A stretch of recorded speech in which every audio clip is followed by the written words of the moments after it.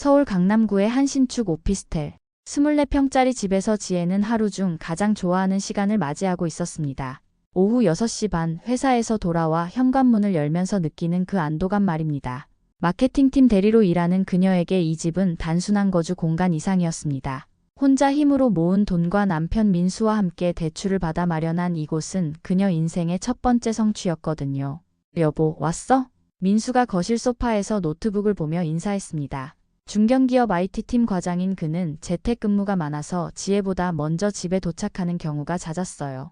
결혼 1년 차인 이들 부부에게 집은 세상의 모든 스트레스를 벗어버릴 수 있는 유일한 안식처였습니다.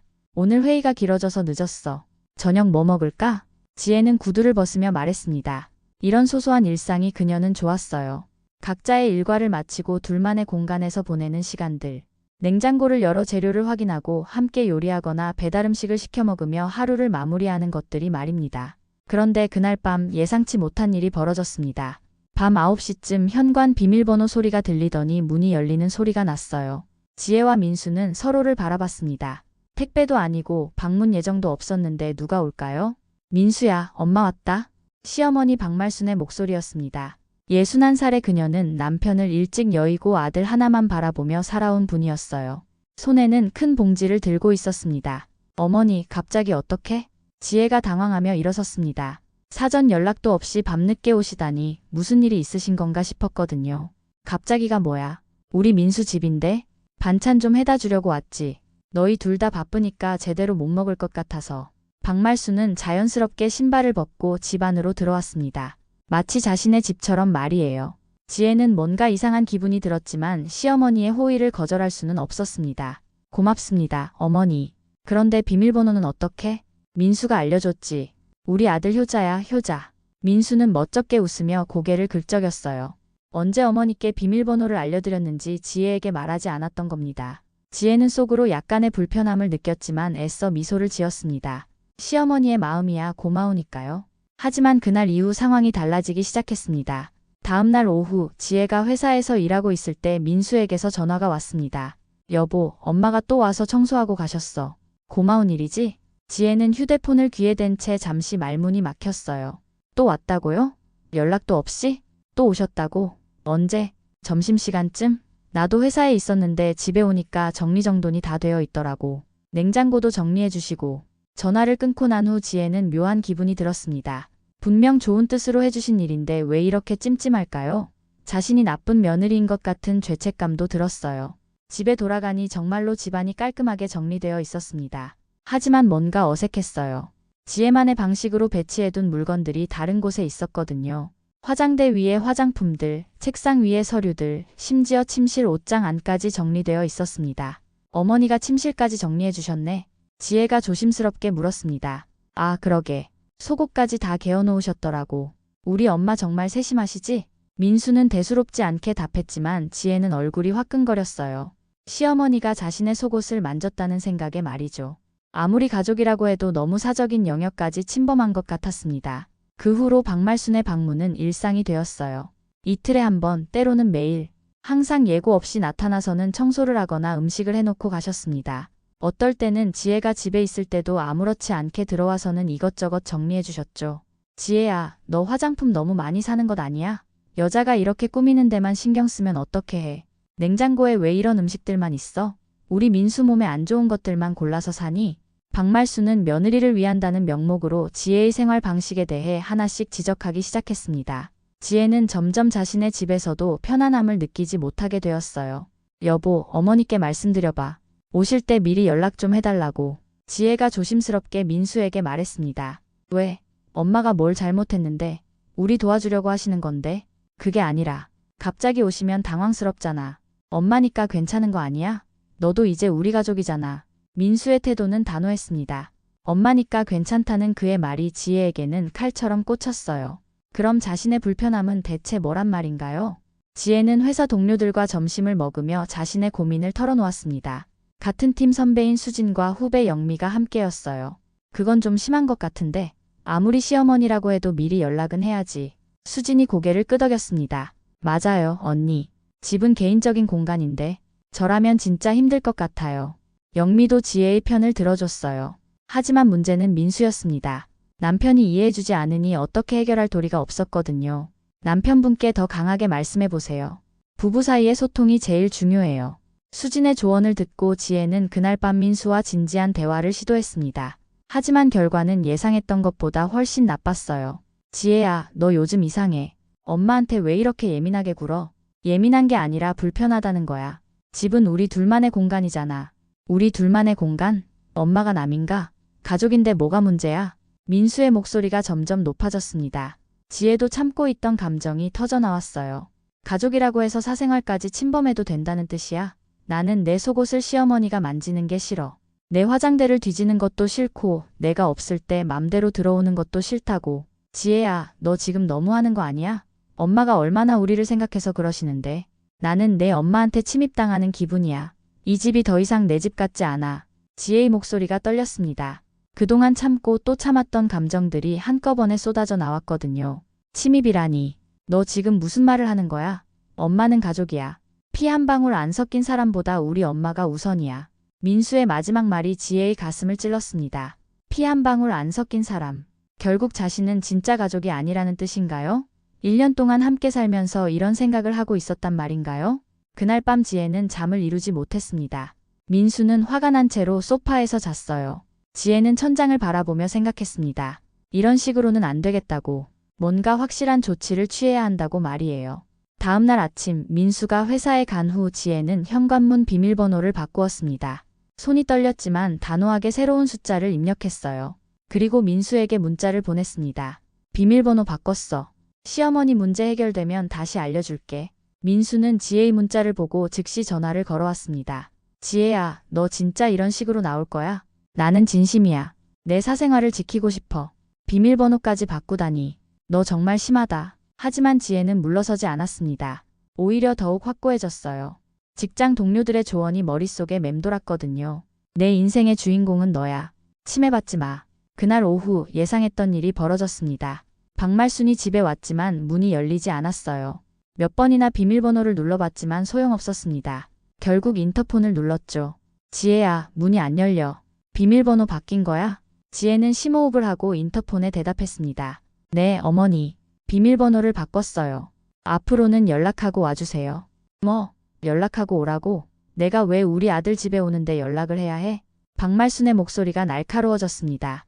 죄송하지만 여기는 저희 부부 집이에요. 연락해주시면 문 열어드릴게요. 지혜의 목소리는 떨렸지만 단호했어요. 박말순은 한동안 인터폰 너머로 뭔가 중얼거리더니 결국 돌아갔습니다. 저녁에 민수가 집에 돌아왔을 때 그의 얼굴은 벌겋게 달아올라 있었어요. 지혜야, 엄마가 엄청 화나셨어. 너 때문에 우리 가족이 다 엉망이 됐잖아. 가족이 엉망이 된 게 아니라 경계가 생긴 거야. 연락하고 오시면 얼마든지 환영해드려. 연락하고 오라니. 엄마가 그런 대접을 받아야 해? 민수는 지혜를 이해하려 하지 않았습니다. 오히려 그녀를 못된 며느리로 취급했어요. 그날부터 부부 사이에는 냉전이 시작되었습니다. 다음 날, 또 다음 날도 박말수는 집에 와서 인터폰을 눌렀지만 지혜는 단호했어요. 사전 연락이 없는 한 절대 문을 열어주지 않았습니다. 박말수는 점점 화가 났고 민수와 지혜 사이의 갈등도 깊어져 갔어요. 너 정말 이렇게 나올 거야? 우리 엄마가 뭘 잘못했다고 이런 식으로 대해? 잘못한 게 아니라 방식이 잘못됐다는 거야.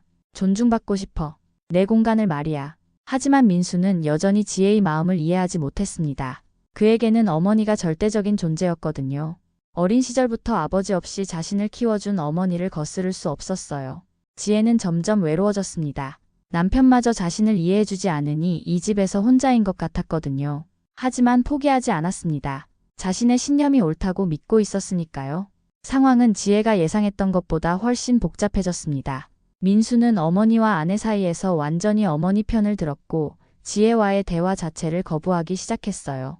집안 분위기는 얼어붙었습니다. 어느 날 지혜가 회사에서 돌아오니 민수가 전화 통화를 하고 있었어요. 목소리를 들어보니 시어머니와 통화하는 것 같았습니다. 네, 엄마. 알겠어요. 그래, 그렇게 하자. 전화를 끄는 민수의 표정이 심상치 않았어요. 지혜는 불안한 마음이 들었습니다. 무슨 통화였어? 아무것도 아니야. 민수는 대답을 회피했습니다. 하지만 다음 날 지혜는 충격적인 사실을 알게 되었어요. 집에 돌아와 보니 거실에 낯선 남자들이 있었거든요.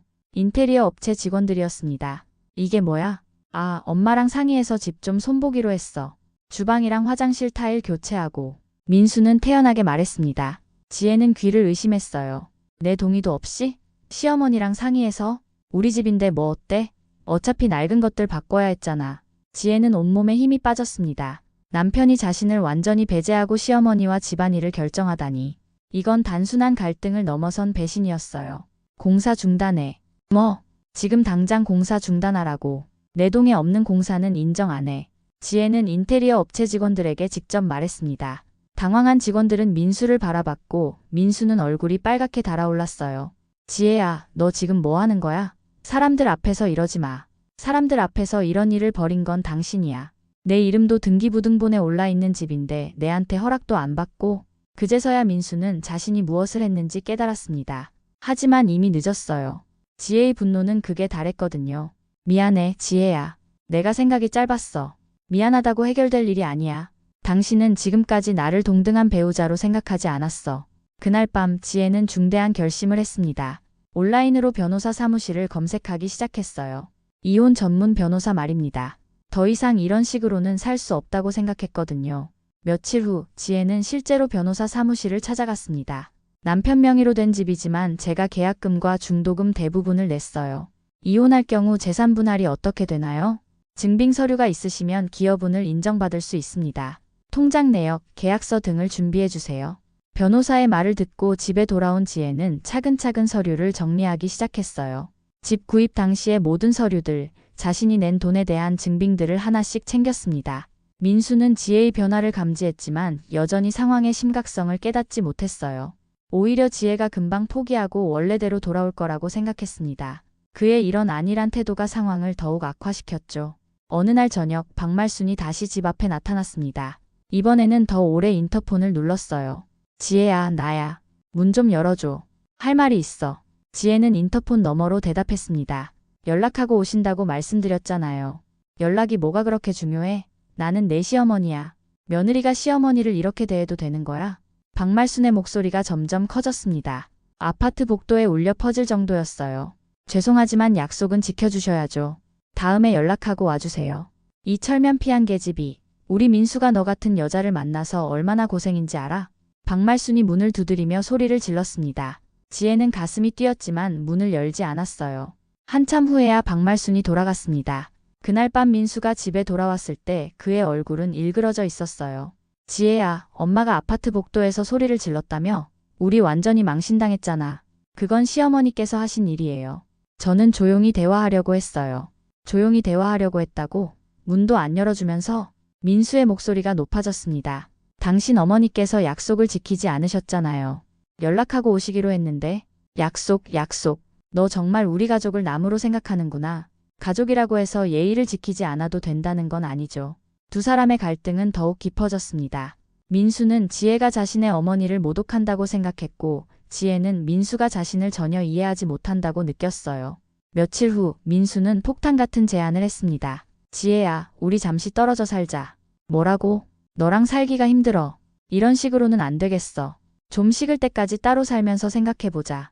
지혜는 허탈한 웃음이 나왔습니다. 결국 이 지경까지 온 것인가요? 좋아.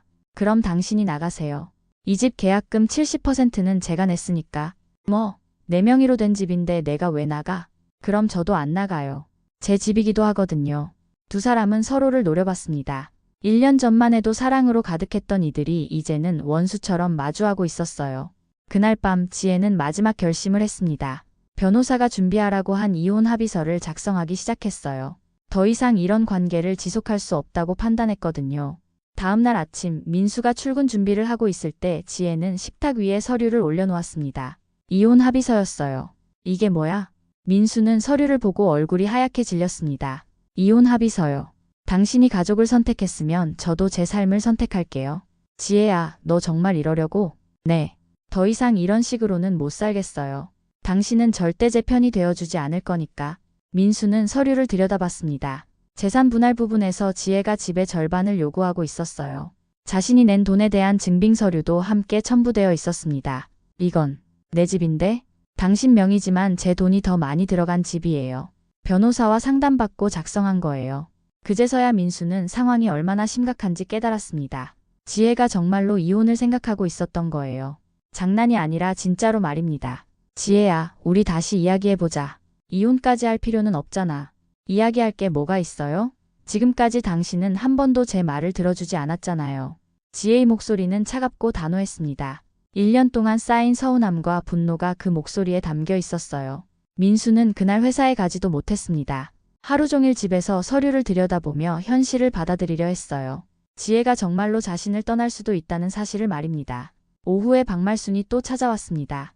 이번에도 인터폰을 눌렀지만 지혜는 응답하지 않았어요. 박말순은 1시간 넘게 문 앞에서 기다렸습니다. 지혜야, 나 여기 있는 거 다 알아. 문 열어줘. 우리 이야기 좀 하자. 하지만 지혜는 끝까지 문을 열어주지 않았습니다. 박말순은 결국 큰 소리로 욕설을 퍼부으며 돌아갔어요. 아파트 주민들이 나와서 보는 상황까지 벌어졌습니다. 저녁에 민수가 어머니로부터 전화를 받았을 때 박말순은 흥분 상태였어요. 민수야, 그 계집이 나를 완전히 무시해. 이렇게까지 당해가면서 살 필요가 있어? 엄마, 잠깐만요. 상황이 복잡해서. 복잡한 게 뭐야? 네가 남자답게 처리하면 되는 거 아니야? 저런 버릇없는 계집을 그냥 놔둘 거야? 민수는 어머니의 말을 들으며 머리가 복잡해졌습니다. 한편으로는 어머니의 화난 마음을 이해했지만 다른 한편으로는 지혜가 이혼 서류까지 준비한 심각성도 느꼈거든요. 그날 밤 민수는 지혜에게 다가가려 했지만 지혜는 침실 문을 잠그고 나오지 않았습니다. 민수는 거실 소파에서 밤을 새우며 생각했어요. 정말로 지혜를 잃게 될 수도 있다는 두려움이 엄습했습니다. 다음 날 민수는 회사 동료에게 조언을 구했습니다. 형, 부부 사이에 이런 문제가 생기면 어떻게 해야 할까요? 뭔 일인데? 상황을 설명하자 동료는 고개를 저었어요. 야, 내가 완전히 잘못했네. 부인이 그렇게 싫어하는데 왜 계속 그랬어? 어머니도 중요하지만 부인이 더 중요한 거 아니야? 평생 함께 살 사람인데. 하지만 엄마는 네가 잘못이면 되는 거고 부인 마음도 헤아려야지. 이혼 서류까지 나왔다면 정말 심각한 거야. 동료의 말을 듣고 민수는 비로소 자신의 잘못을 깨달았습니다. 그동안 지혜의 마음을 전혀 이해하려 하지 않았던 거예요. 그날 저녁 민수는 무릎을 꿇고 지혜 앞에 앉았습니다. 지혜야, 미안해. 정말 미안해. 지혜는 놀랐지만 표정을 바꾸지 않았어요. 미안하다고 해서 달라질 게 있나요? 내가 잘못했어. 너의 마음을 전혀 이해하지 못했어. 엄마하고 선을 그을게. 우리 집은 우리 거야. 민수의 목소리가 떨렸습니다. 진심이 담겨 있었어요. 말만 그러는 거 아니에요? 아니야. 진짜야. 내일 당장 엄마한테 가서 말할게. 우리 집에 올 때는 반드시 연락하고 와야 한다고. 그리고 사전 허락 없이는 절대 들어올 수 없다고. 지혜는 민수의 얼굴을 바라봤습니다. 그의 눈에서 진정성을 느낄 수 있었어요. 정말이에요? 정말이야. 그리고 진명이도 너 이름으로 절반 바꿀게. 네가 더 많은 돈을 냈으니까 당연한 거야. 지혜는 갑작스러운 변화에 당황했습니다. 하지만 민수의 태도에서 진심을 느꼈어요. 다음 날 민수는 정말로 어머니를 찾아갔습니다. 박말수는 아들이 며느리 편을 든다는 사실에 크게 실망했지만 아들을 잃을 수도 있다는 두려움에 결국 조건을 받아들였어요. 알겠다. 앞으로는 연락하고 갈게. 하지만 그 계집이 나를 무시하면 가만 안 있을 거야. 엄마, 지혜 이름 함부로 부르지 마세요. 제 아내예요. 민수는 처음으로 어머니에게 단호한 태도를 보였습니다. 일주일 후 박말순이 전화를 걸어왔습니다. 지혜야, 나 내일 반찬 좀 가져다 줄게. 괜찮지? 지혜는 잠시 망설였지만 대답했습니다. 네, 어머니. 와주세요. 다음 날 박말순이 왔을 때 분위기는 예전과 달랐어요. 서로를 존중하는 마음이 있었습니다. 지혜야, 내가 그동안 너무했나? 아니에요, 어머니. 저도 처음이라 서툴렀어요. 두 사람은 서로를 이해하려 노력했습니다. 완전히 편해지지는 않았지만 적어도 서로의 경계를 인정했어요. 한 달 후 민수는 약속대로 집 명의를 지혜와 공동명의로 바꿔주었습니다. 지혜는 비로소 이 집이 진짜 자신의 집이라는 느낌을 받았어요. 고마워, 민수야. 내가 고마워. 너를 잃을 뻔했잖아. 그날 밤 두 사람은 오랜만에 함께 요리를 했습니다. 각자의 하루 이야기를 나누며 웃기도 했어요. 박말수는 이제 일주일에 한 번 정도 반드시 전화로 약속을 잡고 방문했습니다. 지혜도 가끔은 오늘은 좀 힘들다며 정중하게 거절하기도 했어요. 박말수는 처음에는 서운해했지만 점차 받아들였습니다. 이 집이 다시 자신의 안식처가 된 것이 행복했어요.